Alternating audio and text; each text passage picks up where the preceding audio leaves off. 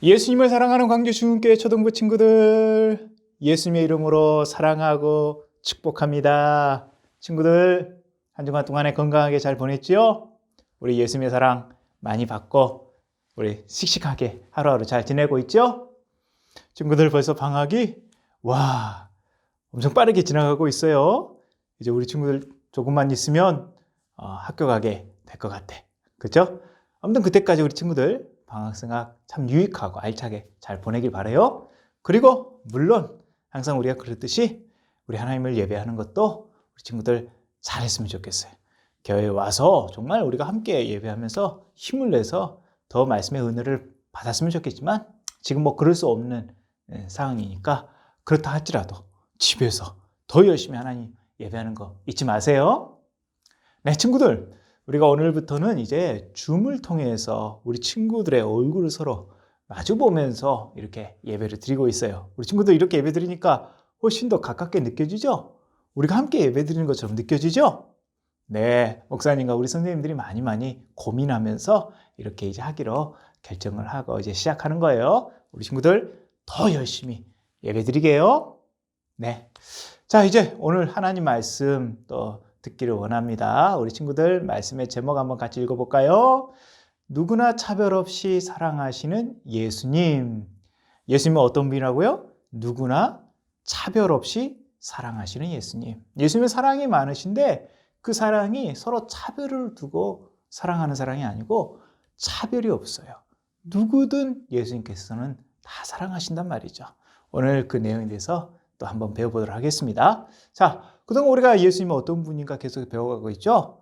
예수님이 누구실까? 예수님이 왜 오셨을까? 예수님이 무슨 일을 하셨을까? 그리고 예수님께서 하신 그 일들, 예수님께서 하신 그 말씀들은 어떤 의미가 있었을까? 계속해서 우리가 예수님에 관한 이야기를 나누고 있어요. 자, 지난주에는 우리 거라사인 지방의 무덤 사이에서 소리 지르면서 그리고 막 돌로 자기 몸을 해하고 있던 한 사람, 그 사람에 대해서 배웠죠?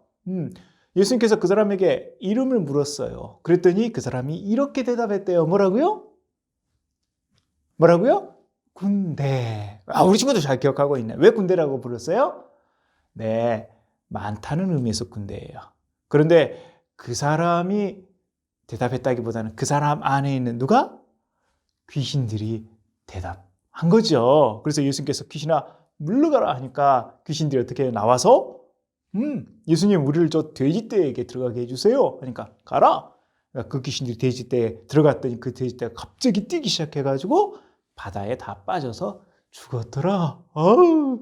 우리 정말 신나게 지난주에 얘기 잘 들었죠? 그러면서 메인자를 귀신에게 메인자, 귀신에게 갇힌 자, 억압받는 사람을 예수님께서는 자유롭게 해주셨다라는 내용에 대해서 지난주에 배웠어요. 다 기억나고 있죠? 자, 오늘도 그것만큼이나 아주 재미있고 신나는 이야기, 예수님에 관한 이야기 시작해 보도록 하겠습니다. 자, 어느 때처럼 예수님께서 어떻게 바닷가에서 사람들에게 하나님의 말씀을 가르치고 있었어요. 오늘도 많은 사람들이 해안가에서 예수님의 말씀을 듣고 있네요. 자, 그런데 말씀을 듣고 있는 갑자기 한 사람이 예수님께 다가왔어요. 다가와서 예수님 앞에 갑자기 납작 엎드린 거예요. 이 사람은 누굴까요?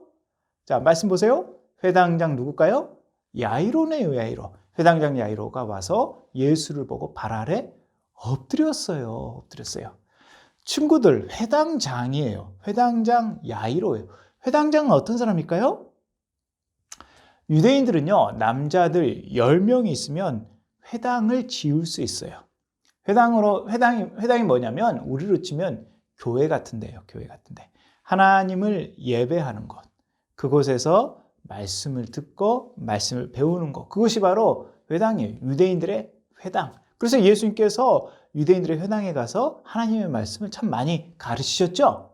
근데 그 회당의 장이에요. 즉, 회당을 관리하고 모든 이들을 책임지는 제일 우두머리예요. 이 회당장, 그러니까 사람들로부터 굉장히 존경을 받았겠죠. 와, 회당장이 지나가면 저 훌륭하신 분, 회당장님 지나가신다. 와, 그렇죠. 아마 동네 꼬마 친구들은 회당장님 하면서 막 달려갔을 것 같아요. 그렇게 사람들로부터 존경받는 사람이 바로 회당장이었어요. 그런데 이 회당장 야이로가 갑자기 예수님께서 사람들에게 말씀을 전하고 있는데 갑자기 예수님 앞에 오더니 그 발 아래 엎드려서 납작 엎드려서 예수님께 무엇인가를 강구하고 요청하고 있는 거예요. 자, 예수님께서 궁금하시겠죠. 그래서 예수님께서 가까이 다가가셨어요. 다가가서 회당장에게 물었습니다. 도대체 무슨 일이 있느냐 물었더니 회당장이 이렇게 대답했습니다.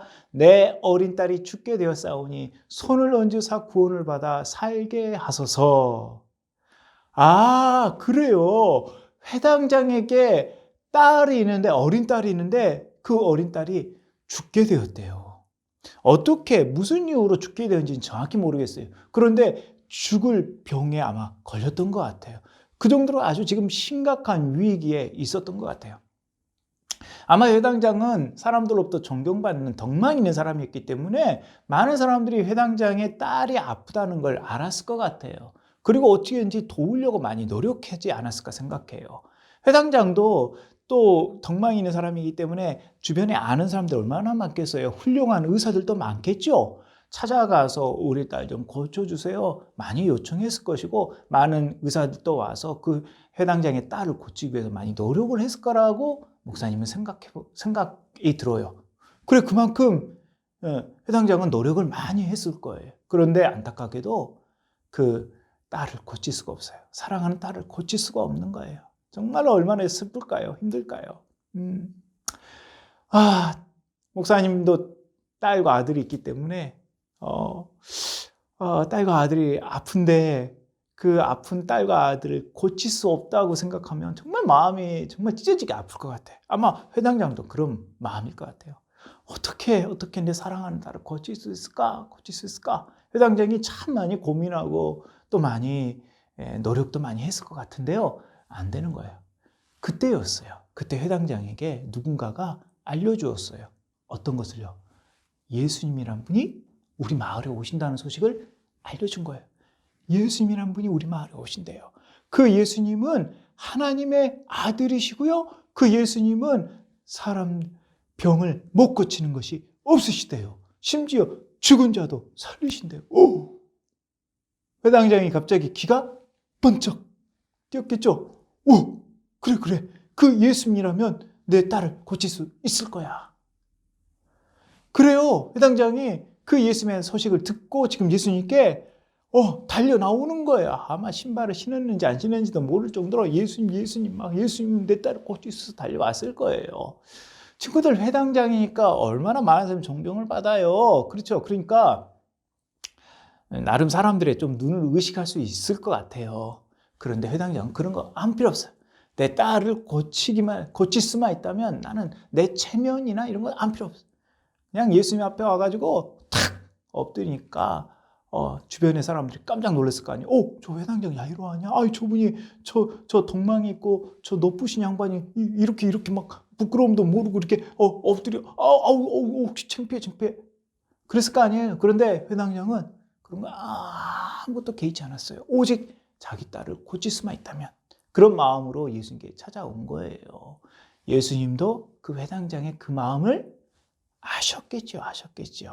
그래서 예수님이 어떻게 했을까요? 자, 회당장아, 가자. 내가 고쳐주겠다 하고 회당장을 앞장 세우고 예수님께서 이제 회당장의 집으로 가십니다. 그러니까 거기 있던 많은 사람들이 야, 어떻게 되는지 보자. 우리도 따라가 보자. 다 예수님을 따라가게 된 거예요. 그렇죠? 그렇게 큰 무리가 예수님을 따라가면서 서로 막 에워싸 비면서 막 가니까 얼마나 많은 사람이 있었게요. 그런데요, 야이로와 비슷한 입장에 있던 한 여인이 있었어요. 그 여인은 12해를 무엇으로 알았을까요? 자, 말씀에 12해를 혈루증으로 알았대요. 12해를 혈루증으로 앓은 한 여인이 있었어요. 친구들, 혈루증이란 것은 피가 계속해서 멈추지 않고 흐르는 것을 얘기해요. 피가 계속해서 흐르는 거예요. 자, 피가 멈추지 않고 흐르니까 어떻게?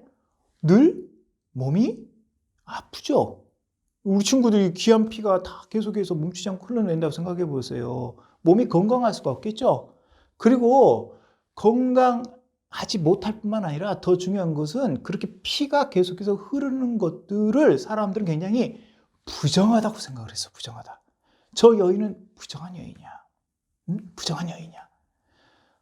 건강하지도 못해. 사람들이 부정하다고 손가락질하면서 만나주지도 않고 외면하고 막 이런 불쌍한 여인이었어요. 사실 이 여인이 그 혈루증을 나아보기 위해서 얼마나 많이 노력했는지 몰라요. 많은 의사들에게 가서 나 좀 고쳐주세요. 나 좀 고쳐주세요.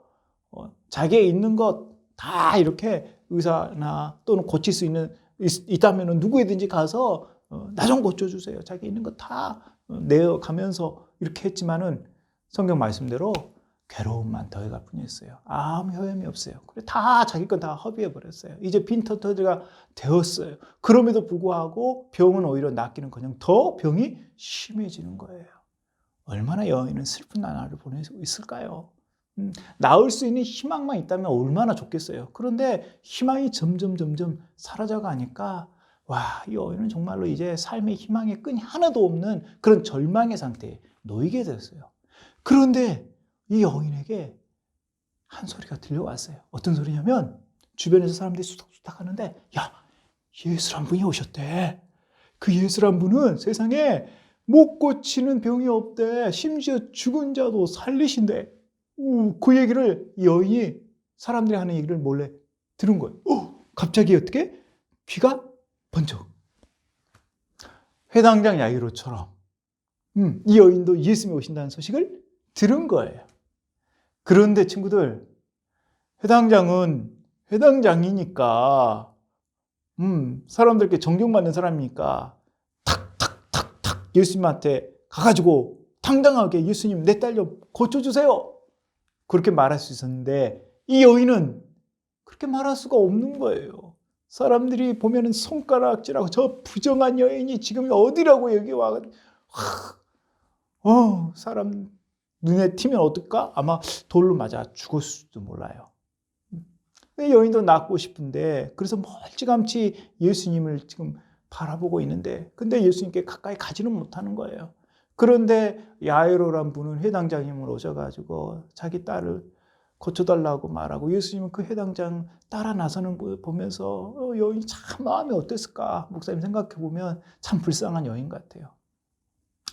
여하튼 여인은 예수님께 당당하게 말은 못하고 그냥 예수님 주변만 이렇게 맴돌고 있었어요.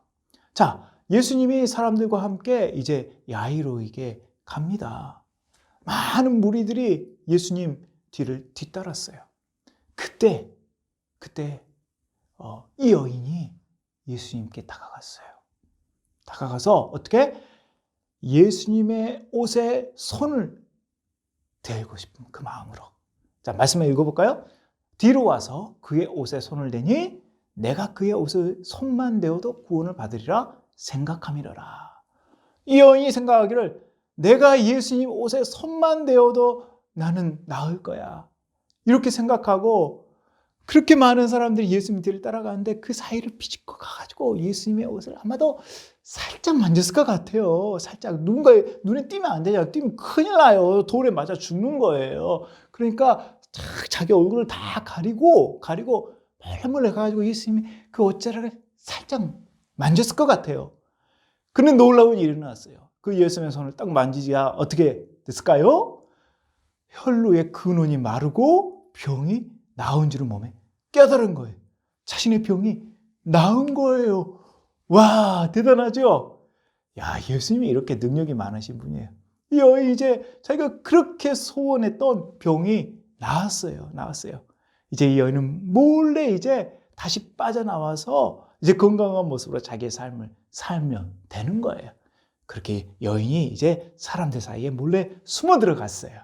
그런데 그때였어요. 갑자기 예수님이 뒤를 돌아보더니 이렇게 말씀하시는 거예요. 예수께서 아시고 누가 내 옷에 손을 대었느냐 하시니 예수님께서 갑자기 가던 길을 멈추시고 뒤를 돌아보시더니 누가 내 옷에 손을 대었느냐 묻는 거예요. 자, 이 물음에 대해서 제자들이 이렇게 대답합니다. 제자들이 무리가 에워싸 믿는 것을 보시며 누가 내게 손을 대느냐 물으시나이까? 아니 예수님 이렇게 지금 많은 사람들이 서로 그냥 밀치면서 예수님 뒤를 따라가고 있는데 누가 내게 손을 대느냐 물으시는 그 지금 말이 됩니까? 예수님의 옷에 손을 댄 사람이 한두 사람이 있겠습니까? 이런 얘기예요. 그런데 예수님께서 아니다. 누가 내 옷에 손을 대었다. 내 능력이 나갔다라고 말씀하시는 거예요. 야, 친구들 대단하죠? 예수님의 옷에 수많은 사람이 손을 댔을 거예요. 그런데 모두가 다 고침받은 건 아니에요. 이 혈루증 앓은 이 여인은 그러나 고침을 받은 거예요. 대단하죠? 예수님께서 그 여인을 찾으신 거예요. 누가 내 옷에 손을 대었다. 예수님 꼼짝 않으시고 누가 나오기 전까지는 움직이지 않으니까 이 여인이 어쩔 수 없이 이제 예수님 앞에 나온 것입니다. 자, 여자가 두려워하여 떨며 와서 모든 사실을 여쭈니 예수님, 제가 몰래 예수님 뒤에 가서 예수님의 옷에 손을 만졌습니다. 그냥 내 생각에 이 옷에 손만 대어도 내 병이 나을 거라는 그런 생각 가지고 제가 만졌습니다. 그런데 정말 나았습니다. 제가 잘못했습니다. 저같이 부정한 여인이 예수님을 만졌으니 제가 정말 큰 죄를 지었습니다. 아마 여인은 그렇게 예수님께 얘기했을 것 같아요. 자, 주변의 사람도 마찬가지입니다. 아니, 저 여인이 지금 뭐 한 거야? 저 부정한 여인이 다 돌에 맞아야 죽어야 할 그 여인이네? 어떤 사람들은 그렇게 얘기했을 거예요. 또 어떤 사람은 이렇게 했을 거예요. 아니, 지금 회당장 야이로의 딸이 지금 죽느냐 사느냐 너무나도 중요한 순간인데, 아니, 저 여인 때문에 지금 예수님께서 가지 않고 여기서 여인을 찾는 바람에 시간이 이렇게 정치돼 큰일 났을 거예요. 야이로의 딸은 죽게 생겨서 저 여인 때문에 죽게 생겼어. 아이, 저 못된 여자 때문에 지금 사람들의 원성이 불만이 아주 대단한 거예요.